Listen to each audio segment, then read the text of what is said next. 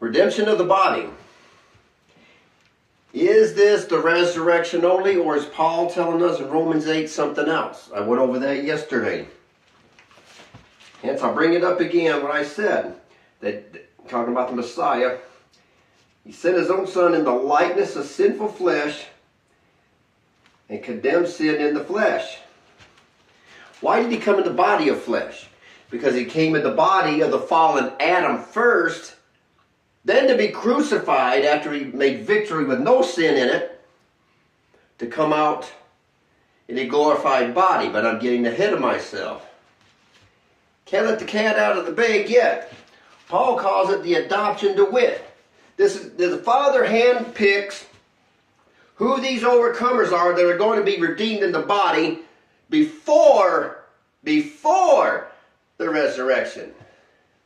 Lest any churchites out there get all mad, and all the here comes the garbage. Because I want to show you in Revelation where John's saying the same thing. It says here, verse 21, and not only they, but we ourselves also. But Paul was thinking it's going to happen to him, but he was really wrong, right? And that's what I'm reading. But it didn't happen. But he knew. That's the part. He knew. Which also has the first fruits of the Spirit, even we ourselves groan within ourselves, waiting for the adoption, to wit, the redemption of our body.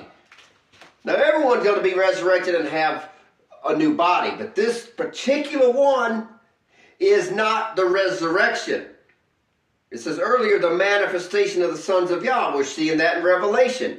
Long before, well, actually, as tribulation's happening, but long before the return of the king, I should say.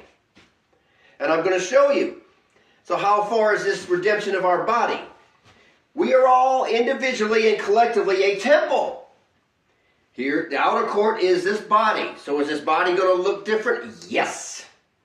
This body's going to be healed from what it was before Adam fell. Soul and spirit, if you will. Inner court. Here, the intellect, your brain is on, not drugs, it's on this, hopefully. And your spirit. Reconnection. Ripping our 6-inch veil of our heart open like in the temple. And now we're like Adam and Eve walked with the Father in the garden. Now we have contact with him again, if you will. In other words, we can understand him and hear. Maybe you won't hear his voice. I don't mean that, but the full temple redeemed. Redemption of our body. Body, soul, and spirit, all of it. Before, though, the resurrection. But the churches are telling you Satan has already been cast out of heaven. That's not what my Bible says. I don't know which one people are reading from. Revelation 14:1, and I looked and behold, a Lamb stood on Mount Zion. Zion is first of all a people. A people. That's the last days. Us, not Zionists of Israel over there. And sometimes when it says Zion, it seems to say a place. That's only in correlation with the Zion people are there to make it Zion. With them 144,000 having the Father's name written in their foreheads. I went over this in my Why All Hell Hasn't Breaking Loose. The 4 winds of all out destruction from 4 angels in Revelation chapter 7, talking about the same ones now. Same ones that has to be sealed before all hell breaks loose. He says, that, once again, written in their foreheads, the Father's name. Once again, both times confirming it. But all hell's not broken loose because we have to be sealed first, because we still got to finish our training, hence April 8th this year. Now, I'm not saying it's going to happen on that day, but this is the time in the sand, you know, like taking your foot, you draw a line in the sand like that. Okay? So here is the 144,000. He said right here, same as Revelation chapter 7. But now let's skip a few verses into verse 4 and find out who they are. All right? And these are they which were not defiled with women. Women, how many? Almost all of us defiled with something, right? That's not what he's talking about. I don't like to use the word church. I really hate it. But for people, I use ecclesia, but many may not understand what I'm saying. So what he's talking about is these are not the ones who are not corrupted anymore. They came out of the harlot churches, out of the lies, out of drinking the wine of the wrath of fornication, out of spiritual adultery. They came out of the churches. They're no longer defiled with the women of the churches. They're no longer defiled anymore. They came out. They're not defiled anymore. These are us. We came out of it all. We overcame by the blood. We overcame. We came out. Now it says, for they are virgins. Well, what is that? Where are we going to find 144,000 virgins? Short supply. I guess we're all going to be 5-year-olds. No, that's not what he's talking about. That's tomorrow's mystery, the final part. Oh, you're going to learn this one tomorrow. The fullness of what these virgins are. But I'll start off by saying this. All of us, the overcomers who make it the redemption of our body, we're the first ones since Adam and Eve to make it back into their original state, minus the king who had to do it through resurrection.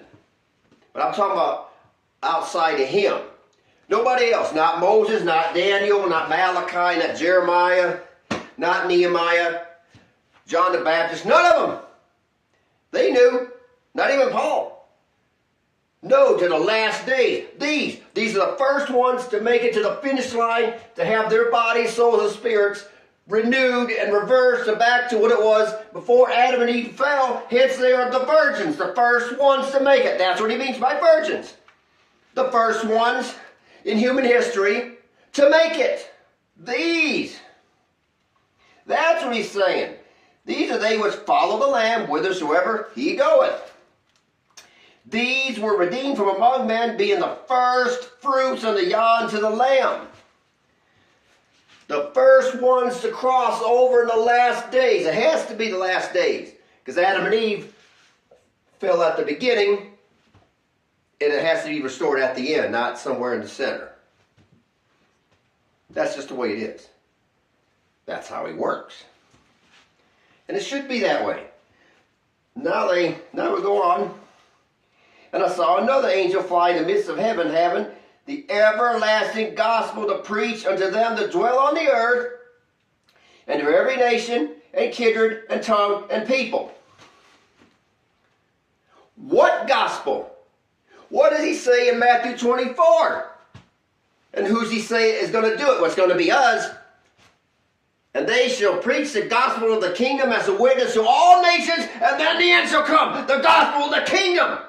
The very ones these guys, the 144,000 and their women, are establishing that the church is telling you the king's coming back to do it. No, he's not. We are. Liars. My goodness gracious. I just can't believe the lies of these churches. So now we're going to go to Revelation 12. Here's your calendar. I won't go into it. I do it in my other videos. Revelation 12:1, there appeared a great wonder in heaven, a woman clothed with the sun and the moon under her feet. Sun and moon telling you your calendar. And upon her head a crown of 12 stars of 12 months, the beginning of each month being that on the head. And she being with child cried, travailing in birth, and pained to be delivered. This man-child is us. It's not the king who went up to heaven. It's talking about us being caught over into his authority in the last days.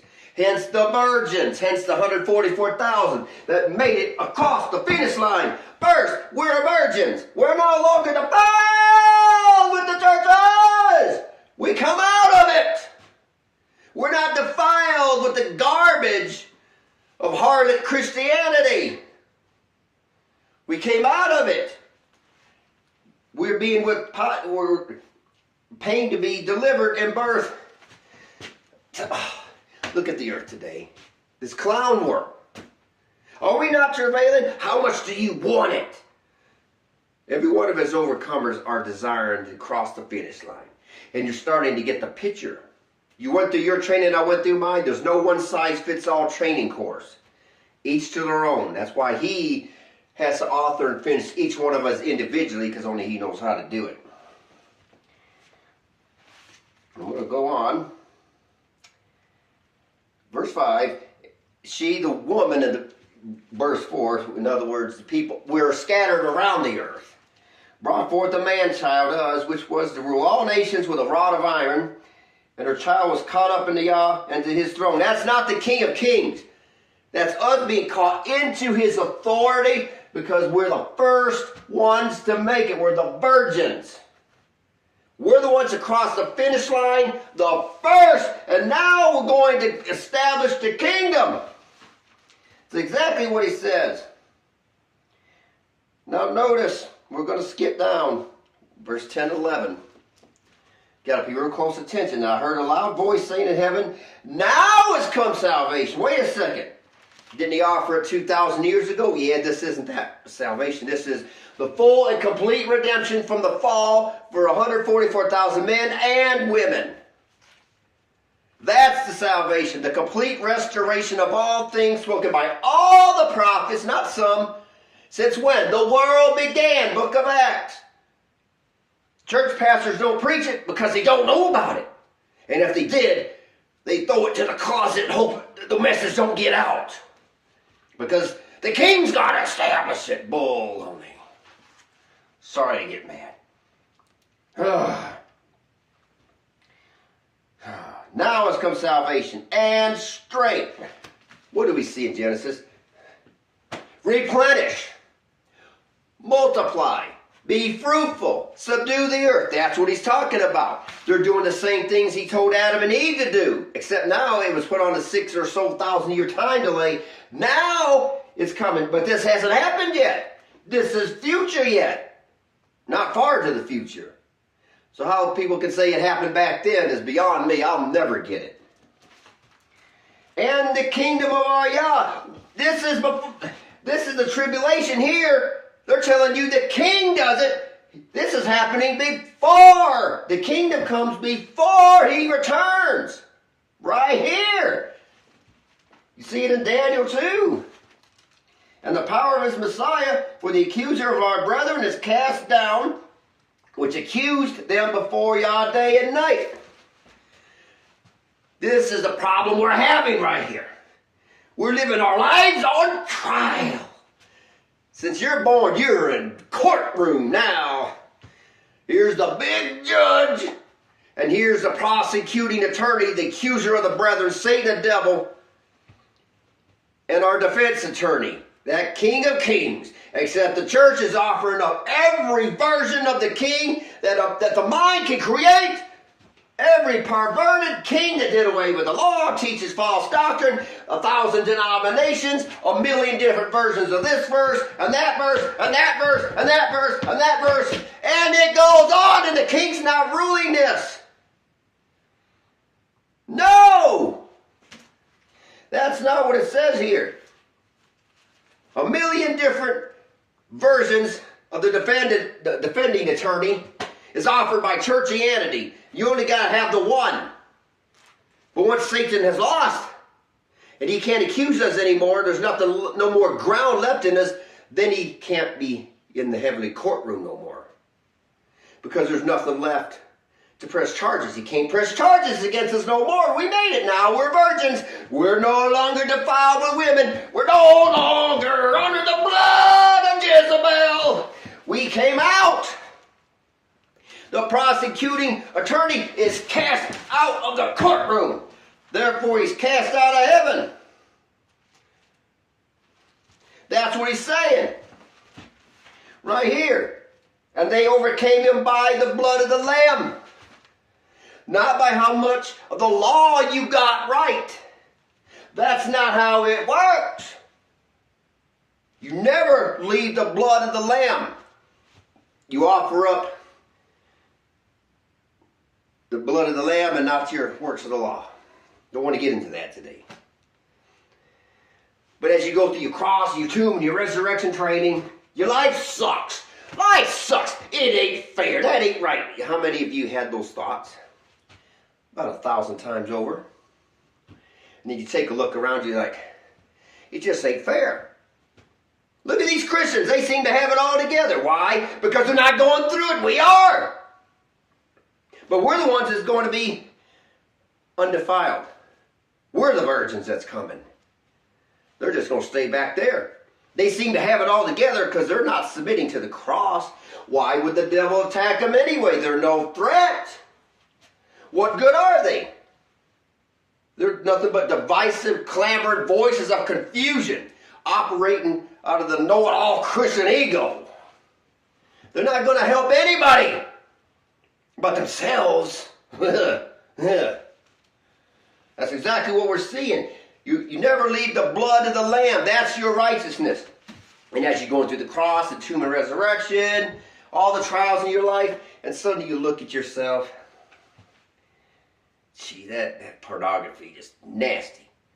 Stinking, filthy videos. And you find yourself, geez, I would never steal. You wouldn't be able to steal. Because it's not in you. You find yourself keeping the law without keeping it. It somehow works its way into you without you realizing it. Because when you get sick of all the crap and you're coming out of the lies, you're not performing no more. It's not a performance-based system. It's not a brownie point system on the laws. The laws are taking place through you, which is Him through you, as He works His life in you. You're keeping the law because of what you learn. And suddenly you just are doing it without willpower anymore. Now you're not offering up works anymore. Because you become the law. Because He's in you. He is the law. The more He lives in us, the more law we have in us without even trying, really. We have to go to the cross to get there, but in generic terms. 12. Therefore rejoice, ye heavens, and you that dwell in them. Woe unto the inhabitants of the earth and of the sea, for the devil is come down unto you, having great wrath, because he knows he has but a short time. The devil's cast out then? I thought he was cast out way back then. He was cast out, what, 2,000, 3,000 years ago? That's not a short time unless I'm not understanding it. This is tribulation time and he's cast out. But he's already been cast out, Kenneth. Really? I don't seem to find it. Where is it? 7. And there was war in heaven. Michael and his angels fought against the dragon. The dragon fought his angels and prevailed not. Neither was there a place found in heaven anymore. The devil cannot be cast out of heaven until everything is brought to pass. We no longer have guile. We're no longer defiled with the churches. We're now virgins. We overcame everything. We're restored to Adam and Eve's original standing. Not the incorruptible body, but back to what Adam and Eve was before they fell.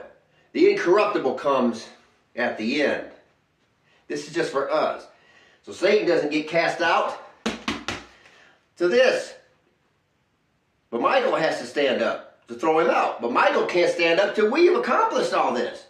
So it's in this order. We got to accomplish everything. Then Michael can stand up. Then Satan gets his rear cast out in that order. Then great tribulation starts. So anyone who says that tribulation can start any day now is not facing the facts. We're getting closer, all right. But it hasn't started yet. The word does not confirm what the churches are telling you. They're lying to you. So this redemption of the body, how far is it going to go? My next and third lesson, you're about to find out if you stick along. I'm only showing you who's going to receive this. And the whys.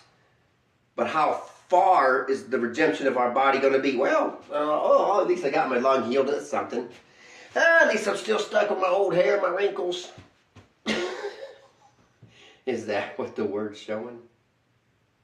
You might be surprised if you could see what I see. And you understand exactly what Paul said in Romans 8. He lived a life as of sinful flesh, condemning sin in the flesh. That sort of thing.